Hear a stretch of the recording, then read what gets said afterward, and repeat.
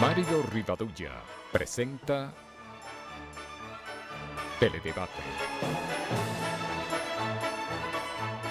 con Ramón Reyes, Alex Jiménez y Dilenia Cruz. Teledebate, objetivo y veraz, siempre fiel a la verdad.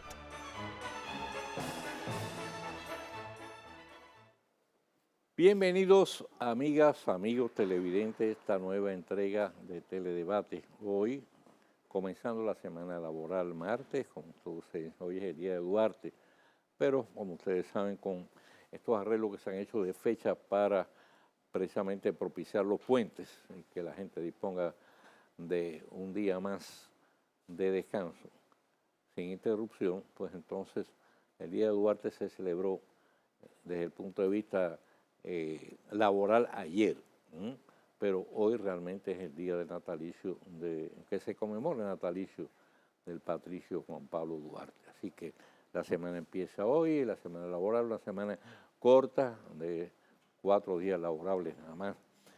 Bien, la reflexión de este día dice así: cuando tratamos de descubrir lo mejor que hay en los demás, descubrimos lo mejor que hay en nosotros mismos.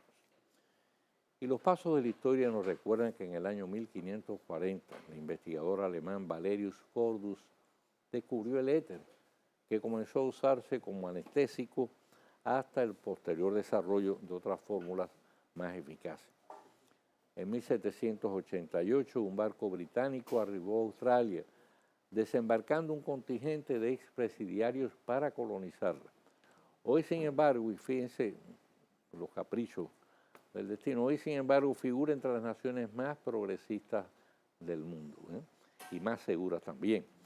En el año 1880 nació el general Douglas MacArthur. La Segunda Guerra Mundial, en el frente del Pacífico y en la lucha con los japoneses, se le dio categoría de héroe. Recuérdense cuando aquella famosa frase de volveré, en inglés era I shall return, y bueno, efectivamente cuando los americanos fueron desplazados de las Filipinas, pues MacArthur, en una lancha llamada entonces Pití, una lancha, eran de madera, una lancha torpedera, hizo un viaje increíble a través de todo el Océano Pacífico hasta Australia. Demoró ahí como 50 días y tuvo que correr por toda una serie de infortunios. Pero antes de salir, de abandonar Filipinas, dijo esa famosa frase: yo volveré. Después de la derrota del Sol Naciente, estuvo al frente del gobierno interventor provisional en Japón. Ahí realizó un excelente trabajo de administración y colocó el país en el carril de un sistema democrático que entonces no existía en Japón, y desde entonces, bueno, Japón se ha convertido en un modelo de democracia. Posteriormente tuvo serias diferencias con el presidente Harry Truman durante la Guerra de Corea, y esto provocó su destitución y su retiro. Durante la Guerra de Corea él quería invadir, es decir, pasar más allá, pasar la frontera con China continental, que entonces estaba apoyando a Corea del Norte.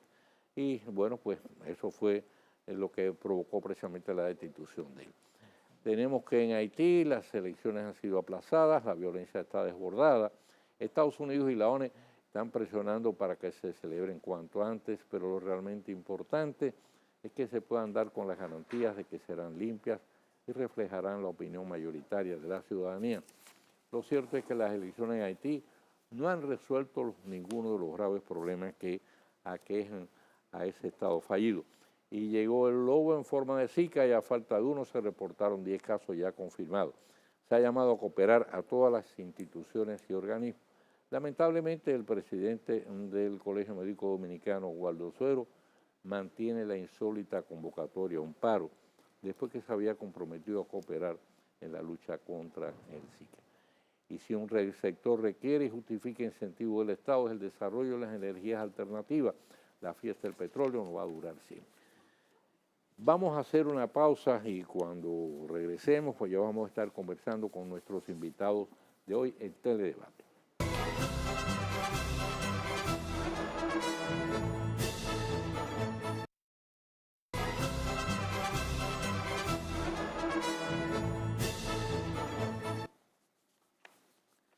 Bien, pues como anunciamos antes, hoy tenemos un programa muy interesante, de mucha altura. Tenemos dos invitados.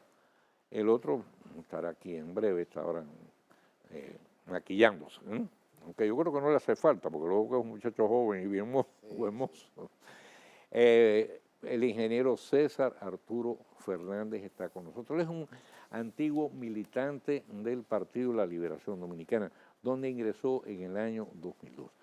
Después, durante el gobierno del doctor Leonel Fernández, pues ocupó la presidencia de la Comisión Presidencial de Apoyo al Desarrollo Provincial, una oficina de infraestructura adscrita al Poder Ejecutivo, la cual se encargaba de realizar las pequeñas obras solicitadas por el mandatario a todo lo largo y ancho del territorio nacional. Actualmente ocupa la posición de director de infraestructura y organismos de la Fundación Global. Encantado de tenerlo por acá. Buenas noches, don Mario. Muchas gracias por recibirnos en su tan visto programa. Bueno, esto es ustedes. Gracias, muchas gracias. Más adelante vamos a presentar pues también una serie de videos muy interesantes que en este caso pues le dan sustento al proyecto que ellos están elaborando, tienen en proceso.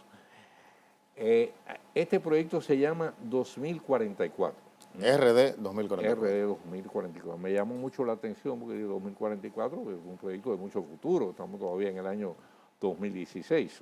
Es correcto. Exactamente, ¿qué es el proyecto RD 2044? ¿En qué consiste?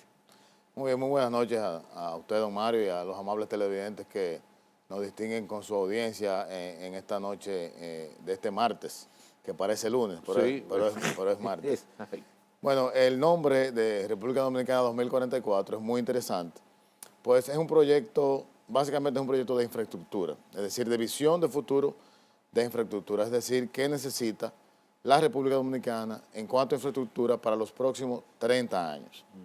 Coincide que dentro de 30 años será el bicentenario de la nación, Claro. Es decir, cumpliremos los 200 años de haberse fundado la República Dominicana, nuestra independencia. Y el doctor Leonel Fernández, siempre como un visionario, dice, bueno, ¿cómo querrá la gente que se vea primero su provincia y luego su país para los próximos 30 años en términos de desarrollo, no solamente económico, sino social, humano? Y por supuesto la infraestructura incide en todos los ejes de desarrollo de la sociedad. Por esa razón, en el 2008 iniciamos con un plan piloto apoyados por la Universidad Columbia de Nueva York y la Fundación Global con la provincia de Puerto Plata.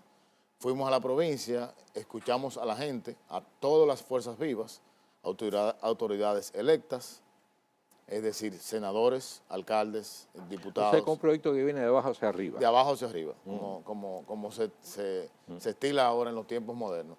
Pero también con asociaciones de campesinos, con asociaciones de amas de casa, con clubes deportivos, clubes culturales, es decir, con todas las organizaciones culturales y económicas que inciden en la provincia.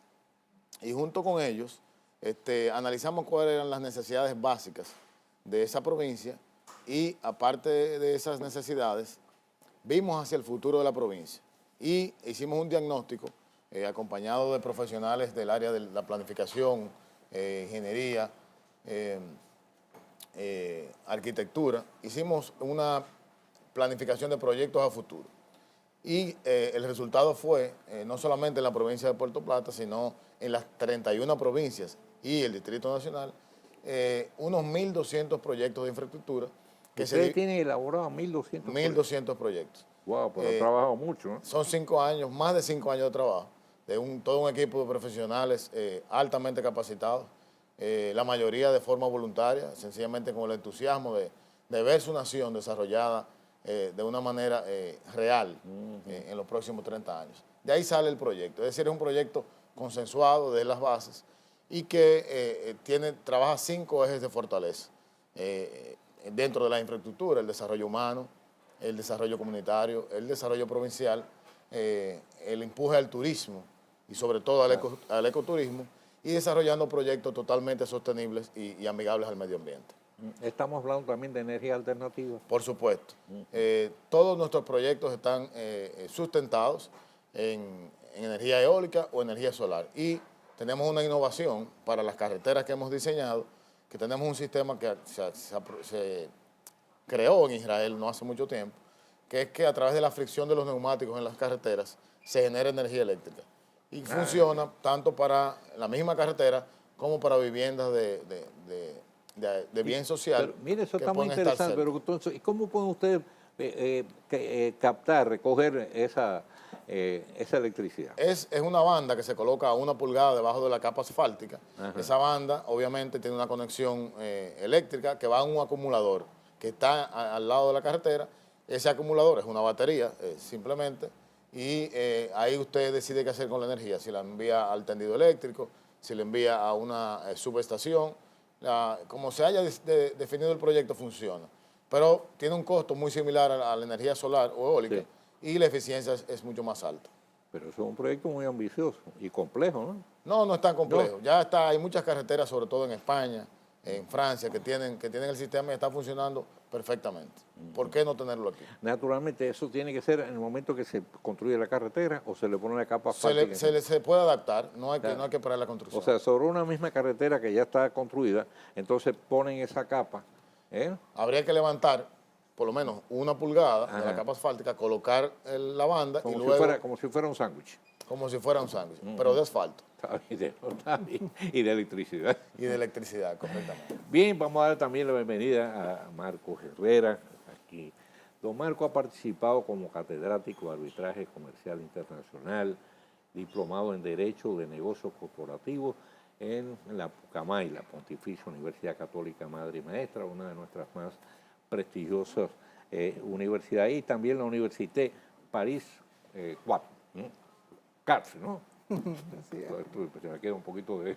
Los tiempos de la docencia universitaria hace muchos años ya, así es, don Mario. Ajá. Muchísimas gracias por la invitación. No, está bien. A este medio y bueno, con mucho entusiasmo acá para compartir con usted pues las incidencias de este proyecto, proyecto que hemos acariciado desde la Fundación Global Democracia y Desarrollo ya desde hace varios años y que ha sido precedido por un amplio trabajo de campo, como bien indicaba César, y que pretendemos pues presentar a la sociedad dominicana el próximo 9 de febrero.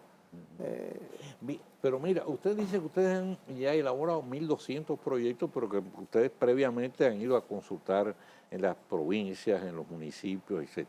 O sea que ha hecho un trabajo de campo muy laborioso. Es correcto. Más que el proyecto en sí, más que la elaboración del proyecto, me imagino. Porque, oiga, hablar con toda esa gente, con todas esas comunidades, con todos esos grupos sociales, económicos, etcétera, es un trabajito que se le atrae. Sí, es un trabajo intenso, pero realmente es muy gratificante. Claro. Porque conocer de viva voz de quiénes son los actores principales de cada provincia, qué ellos necesitan y sobre todo qué piensan, cómo ven su provincia en el futuro. Es una experiencia de verdad claro, incalculable. Sin lugar a dudas. Y sí es un trabajo porque en este tiempo, en estos más de 5 años, hemos entrevistado más de 3.000 personas, representantes de diferentes sectores de la vida diaria dominicana. Dice que son un grupo de profesionales, muchos de los cuales han trabajado de manera voluntaria. Sí, correcto. ¿Qué especialidades? Arquitectura, urbanismo, ingeniería civil, eléctrica, electromecánica, planificadores sobre todo, también muchos desarrolladores con experiencia que le han aportado al proyecto, sociólogos para poder conversar con la gente, economistas. Es decir, es muy amplia la gama de profesionales que han participado en el proyecto. ¿Cómo se financiarían? Bueno, el proyecto, usted sabe que la Fundación es una entidad sin fines de lucro. Claro. Y es un centro de pensamiento. Y como centro de pensamiento recibe aportes por diferentes vías y la misma Fundación genera los recursos para la investigación. No, yo voy para la investigación, sí, yo voy después para la ejecución de los proyectos. Muy bien. Hay proyectos que obviamente tendrán que ir al presupuesto nacional, pero hemos querido que no sean la mayoría, sino que exista una especie de alianza público-privada en muchos de ellos, que el gobierno aporte elementos que no tengan que salir del presupuesto, como algún tipo de sección de impuestos, algún tipo de arrendamiento blando de terreno. Hay muchas formas que el gobierno puede cooperar y el sector privado entonces se empodere de esos proyectos para lograr el desarrollo deseado. Lógicamente, para eso me imagino que ahí interviene Marco, porque luego que él trabaja con corporaciones, etcétera. Tienen que hacer también una gran labor en ese sentido con los inversores, es decir, para motivarlos a que, lógicamente, pues, aporten los capitales necesarios, ¿no? Así es. Así es, don Mario. Bueno, varios estudios de organismos internacionales, principalmente de la CEPAL, dictaminan que para una nación poder lograr alcanzar su pleno desarrollo a través del tiempo, pues requiere un aproximado de un 6% del Producto Interno Bruto, 6.5% del Producto Interno Bruto para inversión en infraestructura. Naturalmente que los estados nacionales no cuentan con esa capacidad financiera, sobre todo la República Dominicana no cuenta con la capacidad financiera de destinar esa parte de su Producto Interno Bruto a un eje tan importante del desarrollo como son las infraestructuras. Por eso también en este ejercicio, ¿no?, de innovación, pues también hemos querido innovar con las modalidades mediante las cuales se pudieran financiar estos proyectos que, como bien César ha dicho, son a largo plazo.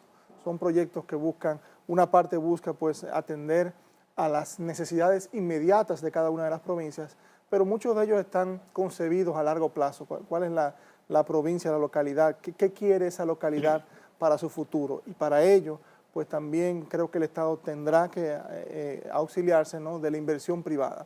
El sector privado es tan responsable como el sector público por el desarrollo nacional y por eso pues, los proyectos no están exclusivamente concebidos para ser costeados en su totalidad por el Estado, sino que se cristalicen diversas formas de alianzas público-privadas que permitan pues, la concreción de estos proyectos a lo largo de los, vamos a decir, de los 27 años que cubre pues, la visión de RD 2044.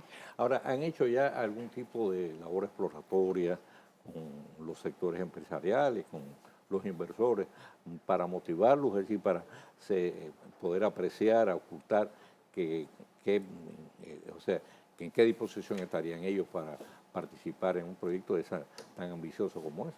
Naturalmente, desde el inicio de esta fase exploratoria y de este levantamiento de información para la concepción de todos estos proyectos, pues siempre el sector privado ha estado informado del mismo y bueno, el interés en siempre que se busquen los mecanismos adecuados de alianzas público-privadas, pues que resulten atractivos para el sector privado, que el sector privado pueda contribuir al desarrollo nacional y a la vez pues generar valor para sí mismo, pues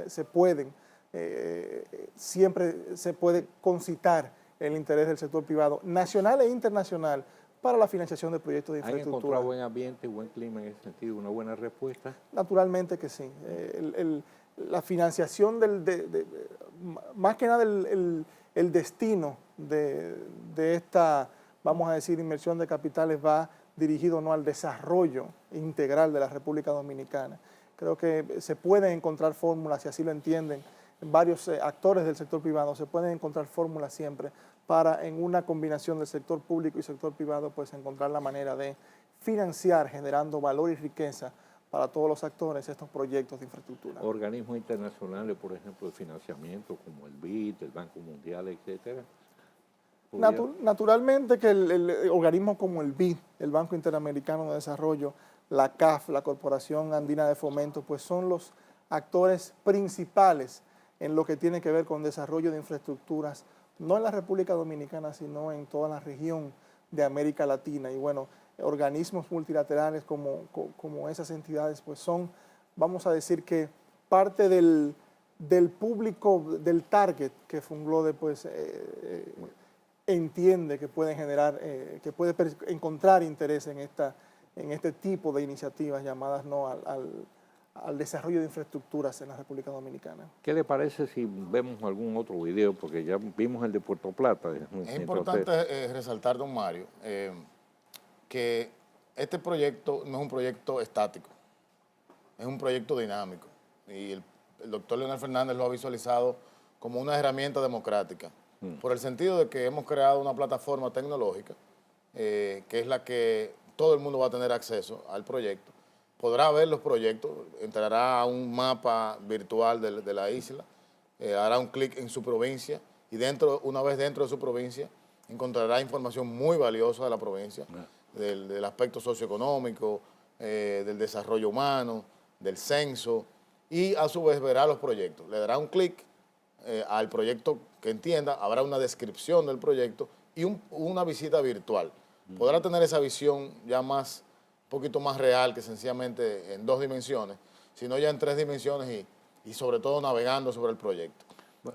Acuérdense de la famosa frase de los chinos que dice que una imagen vale más que, dice más que 1000 palabras. Es correcto, es correcto. Entonces, esas son las imágenes que podemos ir viendo para que los amables televidentes tengan un adelanto de lo que es República Dominicana 2044. Por favor, le dice que empiecen a poner el siguiente video, por favor, que creo que es el Centro de Producción de Casabe de La Vega. A ver si lo van viendo ahí. Si no lo ponen aquí, no puede. Bueno, ahí, córrelo. Perfecto. Bueno, ahí aquí está. lo tienen. Como ustedes ven, eso es un proyecto totalmente tangible. Hemos visitado el lugar donde se haría el proyecto, pero esto sale de una iniciativa de la misma gente de La Vega, o sea, de los mismos productores. ¿Qué necesitan para mejorar la producción? Y entonces nuestros técnicos han diseñado el proyecto. Y ahí está, es solamente que se toma la decisión de ejecutarlo en el momento indicado. Claro. Y estamos cumpliendo no solamente con una labor estatal o nacional, sino que estamos cumpliendo también con el deseo de los veganos, en el caso de este centro. Además, eso tiene mucha importancia porque además, es que aquí hay un problema que se cuestiona mucho, que es, hemos tenido un crecimiento económico extraordinario, sostenido, en todos estos años, sin lugar a dudas. Pero se le cuestiona el hecho de que, bueno, no ha habido una distribución que corra pareja con, en este caso, con el nivel de crecimiento económico. Entonces mucha gente dice, bueno, la economía crece, pero no fluye. Entonces, esto sería una forma también, digamos, de expandir la economía, democratizar la economía, llevarla inclusive, bueno, pues, a los municipios, a las provincias, etcétera, ¿no? Correcto. Como bien dijo Marcos, los proyectos que hemos desarrollado, vamos a decir el 40% son proyectos de necesidades básicas. Porque no podemos pensar, por ejemplo, en el caso ahora vimos a Samaná, un hotel de negocios y una marina espectacular, pensar en que Samaná tenga ese nivel de desarrollo en el 2044, pero que no tenga necesidades básicas cubiertas. Claro. Hay que llevar la agenda de la premodernidad paralela con la de la modernidad y así que haya la equidad a la que usted se refiere. Eso es importante. Vamos a hablar de eso en el próximo segmento, con su permiso.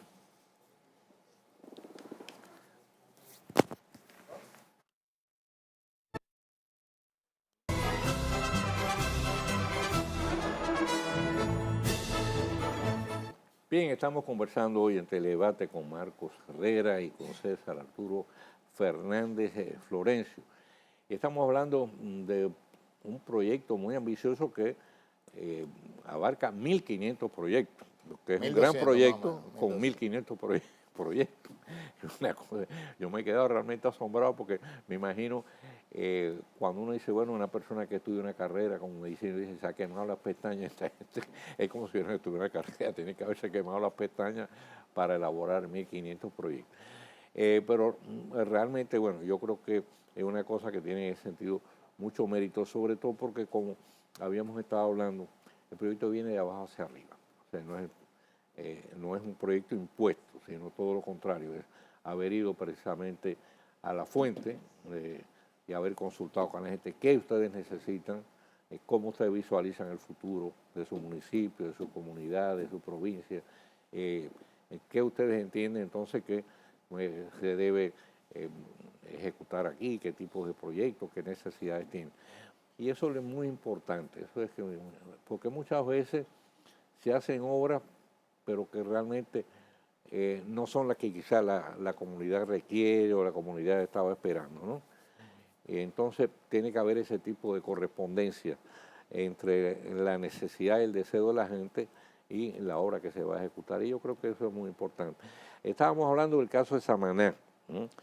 Y Samaná, por ejemplo, yo le estaba diciendo fuera de cámara, una experiencia familiar de una hermana mía, que ella no vive aquí, me estuvo hace 2 o 3 años en Samaná, en un crucero. Cuando me llamó me dijo, bellísimo, Samaná bellísimo, pero oye, qué pobreza en cambio en el pueblo, entonces hay contraste, ¿no? Y esa es una situación que lógicamente hay que... Entonces, ahí por ejemplo tenemos el proyecto para Samaná, es un hotel de negocios. Un hotel de negocios, exactamente. ¿Por qué exactamente de negocios? ¿Qué quiere decir que es un hotel de negocios? ¿Es exclusivamente para gente que va a hacer negocios? No, es un hotel para turistas, Ajá. pero existen en Samaná hoteles todo incluido. No hay un hotel tipo ciudad y identificamos que se daban muchas oportunidades de negocio, muchas convenciones, muchas conferencias, Ajá. y Bueno. no había ese nicho. Sí. Y de hecho hay empresas que están interesadas en hacerlo, en ese tipo de proyectos. Fíjese que es una estructura Está muy moderno el diseño, ¿no? muy moderna. Muy impresionante. Está bien. Ese sería específicamente para Samaná. ¿Hay algún otro proyecto, por ejemplo, para Samaná o es ese solo? Está la entrada de Samaná, También. Que ha sido solicitada durante mucho tiempo por los samanés. Cuando usted llega a Samaná, es lamentable la rabalización que tiene la entrada de la ciudad, y ellos mismos han solicitado. Hemos diseñado una entrada al nivel que se lo merece Samaná y está entre los proyectos que tenemos en Samaná, como entre otros. Hay un promedio de unos 25 a 30 proyectos por provincia. 25 a 30. A 30, exactamente. Dividido entre necesidades básicas y en los diferentes ejes. Porque queremos impulsar cada eje en cada provincia. Que se desarrollen todos los ejes estratégicos que hemos definido, como le mencioné al principio. Lógicamente eso conlleva crear una gran cantidad de empleos. Por supuesto. Y no temporales, sino también de carácter permanente, ¿no? Empleos directos, empleos indirectos y atracción turística, porque por ejemplo, con el tema de los barcos, ese es un centro de estudio costero. Eso es en la provincia de María Trinidad Eso es en Sánchez. María Trinidad Sánchez. Nosotros tenemos mucha gente que vive de la pesca, Sí. pero de manera totalmente Artesanal, por así decirlo. ese es el término. Sí. Por ejemplo, en el caso de la bahía de Sánchez, específicamente, hay una gran depredación del suelo marino. Ellos usan un sistema para pesca que le dicen la batidora. Por eso se lleva los pescados buenos, los chiquitos, los grandes, destruye el fondo, y es por inconsciencia de ellos mismos. Entonces hemos diseñado un centro que esté en María Trinidad Sánchez y sirve de manera regional para ambas provincias, que de concientizar al pescador, pero a la vez facilitarle las herramientas para que lo haga de manera correcta. Adecuada. Bueno, yo recuerdo que hace bastantes años ya, era Luis Suárez, que ya murió, era presidente del IDECOP, o director general del IDECOP, y habían desarrollado un proyecto de cooperativa de pescadores que nunca se llegó a cristalizar. Supuestamente se iban a adquirir una serie de barcos para la pesca, y se iba entonces a entrenar a los pescadores precisamente para eso. Se iba a establecer también un centro de procesamiento de pescado. Yo no sé por qué somos una isla y entonces vivimos de espalda al mar, es una cosa increíble, insólita. Hay países que se benefician más de la pesca nuestra que nosotros. Sí, vienen a pescar aquí. Vienen a pescar aquí. Hasta de Japón han venido a pescar aquí. Hasta de Japón. Sí, es una cosa... Bien, me parece que eso es muy interesante y muy importante. Ese centro, ¿eso de dónde corresponde eso? Ese es Santiago. Ese es un centro, un instituto tecnológico. El centro, centro de formación técnica. De formación técnica. En todas las provincias hay muchísimos jóvenes que se quejan de que no hay empleo, pero no se ha estudiado el mercado para ver cuáles son los empleos que esos jóvenes necesitan. Y identificamos que no solamente en Santiago, sino en las 14 provincias del Cibao, este centro podría servir como regional para formar jóvenes que con carreras de 6 meses, de 1 año, hasta 2 años, pueden ya obtener una profesión y tener un trabajo inmediato. Correcto. Porque hay empresas e industrias demandándolo en el día a día, pero no tienen la capacitación que se necesita. Ese es otro de los graves problemas que tenemos aquí, porque, por ejemplo, tenemos exceso de profesionales en determinadas áreas que después no encuentran ubicación en el mercado laboral porque está sobresaturado, ¿no? Así es. Entonces tienen que dedicarse a otra cosa, tienen que emigrar. En cambio, hay otras profesiones que son necesarias y en cambio tiene una orfandad terrible, porque no hay una correspondencia en lo que son las necesidades de desarrollo del país y la posibilidad del mercado laboral, y en este caso, pues, el tipo de preparación que se le da en este caso a los estudiantes. Vamos a hacer una pausa con su permiso y regresamos.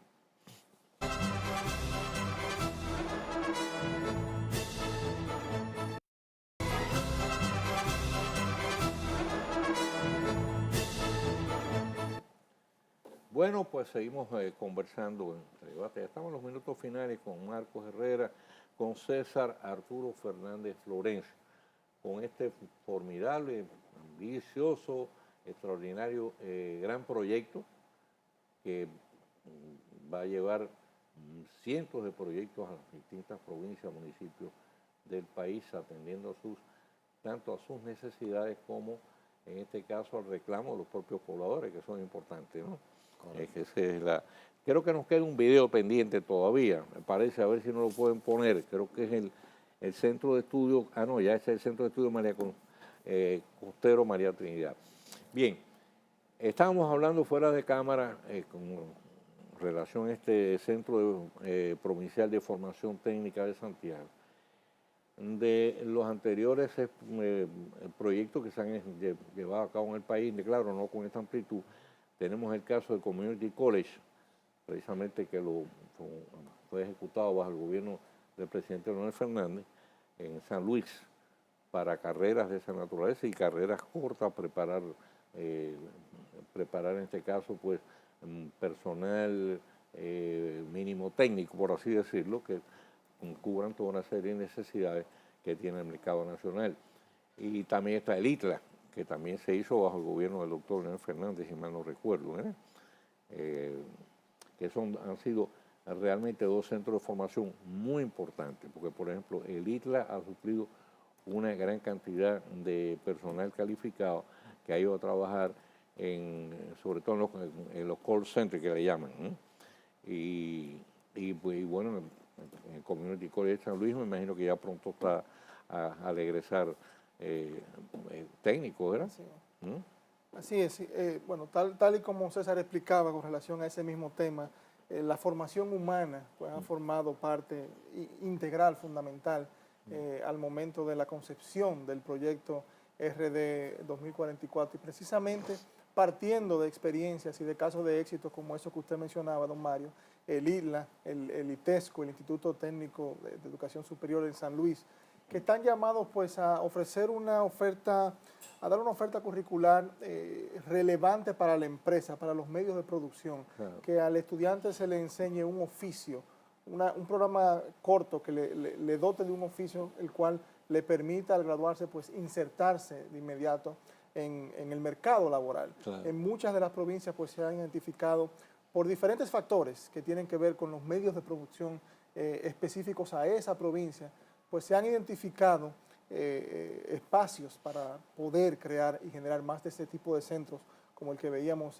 de formación técnico en Santiago, para pues capacitar a una buena parte de la población en oficios técnicos en su mayoría, oficios técnicos que vayan relacionados directamente con las necesidades específicas de la empresa local, del medio de producción local, correcto, el cual varía en base a cada una de las provincias. Sí, por ejemplo, a veces se habla aquí, o se menciona con cierta frecuencia, bueno, que hay una gran cantidad de trabajadores que ganan el sueldo mínimo, pero hay una realidad, muchos de esos trabajadores lamentablemente carecen de calificación.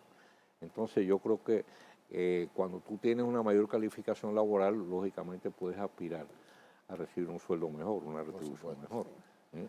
Así. Y ahí viene, don Mario, el componente de la planificación. De la planificación al momento, ¿no?, de determinar cuáles son los centros que pudieran agregar valor a cada una de esas provincias. Veíamos en la provincia de María Trinidad Sánchez, pues, el Centro de Estudios para Desarrollo Pesquero, Costero. Pues necesariamente, como usted ve, eso es un centro llamado a contribuir con la formación humana, pero muy relacionado, claro, con características particulares de esa provincia, que pudiera pues aprovechar muchísimo más la industria pesquera, dotando de la formación, de la educación y del uso de la tecnología.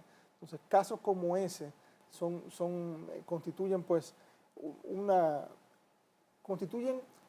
esencialmente casos que se han reproducido a través de todas las provincias al momento de haber ido a hacer el levantamiento, al momento de haber ido a encuestar a cada una de las localidades para ver cuáles son los tipos de centros que más se ajustan a las necesidades particulares de esa provincia. Y a las posibilidades. Y a las posibilidades Sí. también. Esa es la parte muy importante que yo le doy al proyecto, como estábamos conversando. Y que ustedes han ido a consultar con la gente y a ver además en qué escenario es el propicio, porque la provincia de María Trinidad Sánchez es una provincia fundamentalmente pesquera. Bueno, usted nos va a llevar allí pues un proyecto de otra que no va en relación con las posibilidades y el potencial de la provincia. Claro. Y en Samaná, bueno, pues Samaná es una ciudad básicamente turística. Entonces, lógicamente, pues es importante que en ese sentido que el proyecto que ustedes van a desarrollar allí, o uno de los proyectos tengan que guarden relación precisamente con eso. Bueno, se nos agotó el tiempo, pero la verdad que no el deseo de seguir conversando con ustedes, porque me parece que esto va a dar mucha agua a beber. Así que no tengo que decirle que tienen abierto este espacio todas las veces que ustedes quieran para seguir hablando de todos estos temas, ¿no? Que son de mucho interés.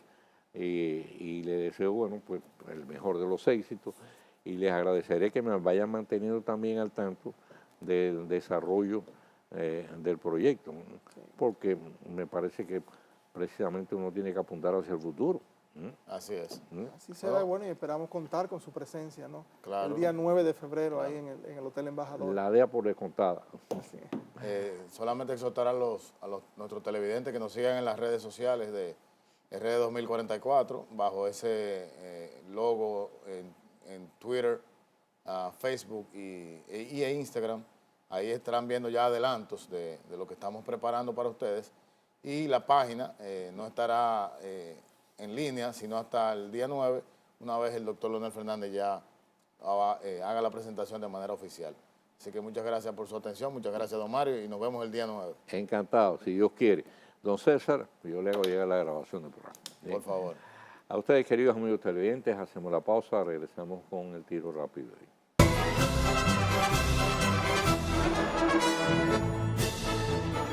Debate El Tiro Rápido de Mario Rivadulla.